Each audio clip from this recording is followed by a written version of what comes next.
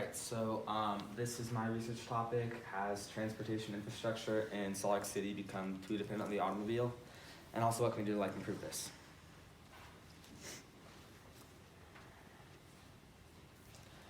Alright, so I have a mobile bar for whoever answers it, but actually, by show of hands, how many of you have ridden the tracks? Does anybody want to tell us about their experience with it?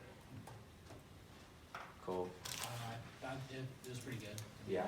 It's a good way to get around without having to drive the car. Yeah, would you say it's convenient and Yeah. would you say that you take it Yeah. more if Oh, yeah. okay, cool. Alright, so before examining this issue, first I want to give some background about why infrastructure is how it is today. So from the 1880s to the 40s, Salt Lake City had a pretty extensive streetcar network. You can still see traces of it today. The trolley barn is still standing downtown. That's where Trolley Square is. Basically, streetcars ran all throughout the city. Lines connected the suburbs to downtown.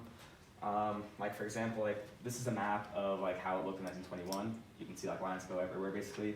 And down here, if it still exists today, you'd be able to take a trolley from here all the way to Capitol Hill. Kind of cool, I think. But in the 40s, cars became more common, and streetcars they just became obsolete basically because more families owned cars, and it wasn't necessary to have them in the cities. And cars just became more common with the Federal Interstate Highway Act of the 50s, and now cars are just the dominant form of transportation today.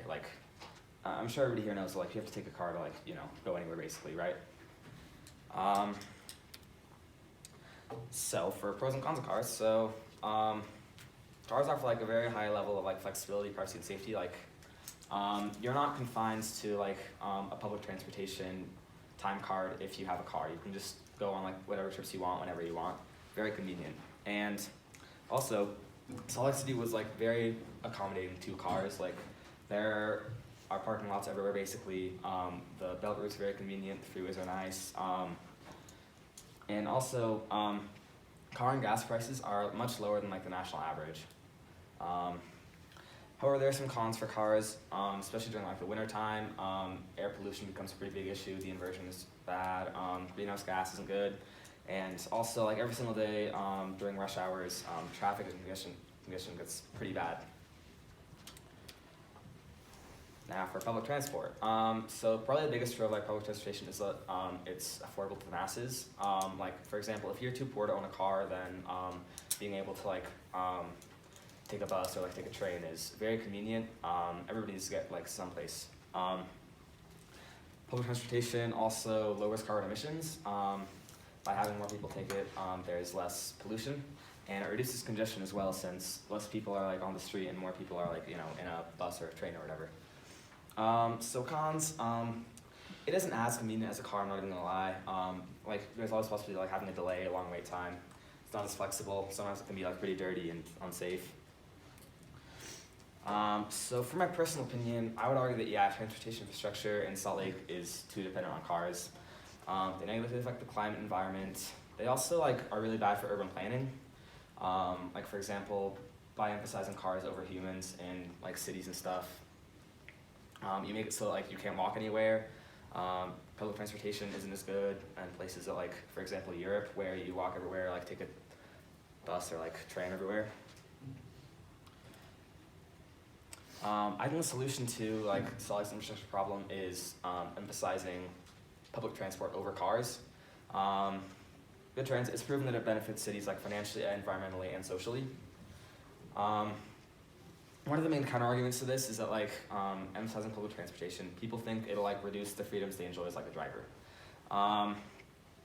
However, I would argue that true freedom, transportation-wise, is being able to choose between if you want to take a car, if you want to walk or take a bus or whatever you want.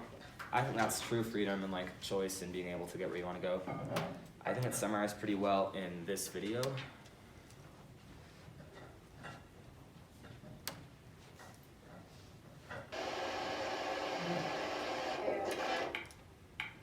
We talk about cars being freedom for Americans, but is it really freedom to have to pay 4 to 5 figures on a car and then thousands every year to maintain it? Is that freedom to just need to do that just to get to work? Is it freedom to have to drive literally everywhere, and if you can't afford to drive, have your opportunities limited tenfold? I would say no. But, you know, let's think about it for a second. You love cars because it makes you feel free. Why does it make you feel free? Because you can drive anywhere you want. Well, why can you drive anywhere you want in a car and not anything else? Like, why is a car the most easy way to get around? It's because we purposely built America in that way. For many people, using a car... Cool.